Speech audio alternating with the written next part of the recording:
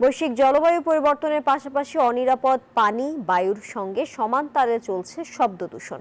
এতে শারীরিক ও মানসিকভাবে আক্রান্ত বিপুল সংখ্যক মানুষ। বিশেষজ্ঞরা বলছেন সবচেয়ে বেশি ক্ষতিগ্রস্ত নিম্ন আয়ের লোকজন। রাজশাহী থেকে মতির মর্তুজার তথ্য ও চিত্রে ডেস্ক রিপোর্ট। ক্যামেরায় ছিলেন মাহফুজ আহমেদ। অনিরাপদ পানি, নিম্নমানের স্যানিটেশন, বায়ু দূষণের সাথে পাল্লা দিয়ে বাড়ছে শব্দ দূষণ। উচ্চ থেকে নিম্নমাত্রা সব ধরনের শব্দ দূষণই ক্ষতি করছে শারীরিক ও মানসিক স্বাস্থ্যের।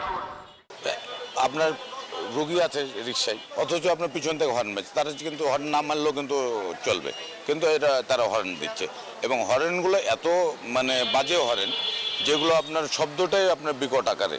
আমরা চাবো না যে আমাদের পরবর্তী প্রজন্ম প্রতিবন্ধী হয়ে যাক, তো সেক্ষেত্রে শব্দ দূষণ যদি একটু কমিয়ে আনা যায় সেদিকে আমাদের সজাগ দৃষ্টি রাখা প্রয়োজন।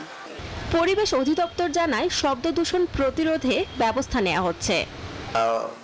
প্রকল্পের প্রথম প্রায়োরিটি ছিল যে জনগণকে সচেতন করা।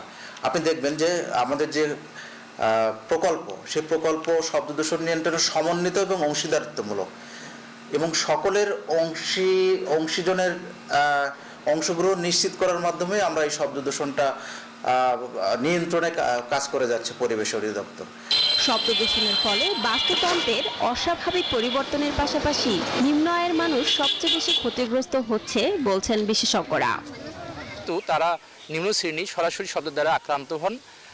তারা কিন্তু সবসময় উচ্চ শ্রেণীর শব্দের দ্বারা সবসময় বৈষম্যের শিকার হন।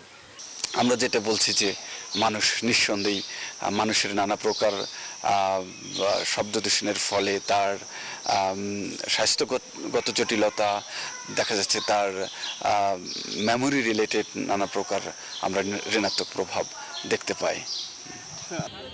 অর্থনীতিবিদরা বলছেন পরিবেশ বিপর্যয়ের ফলে টেকসই উন্নয়নও ব্যাহত হচ্ছে।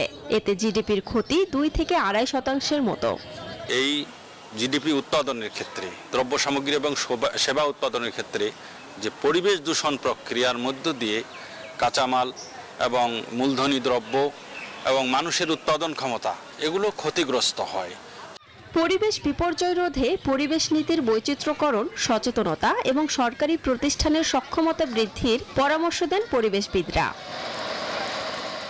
শান্তা ইসলাম, ডেস্ক রিপোর্ট, নিউজ 24।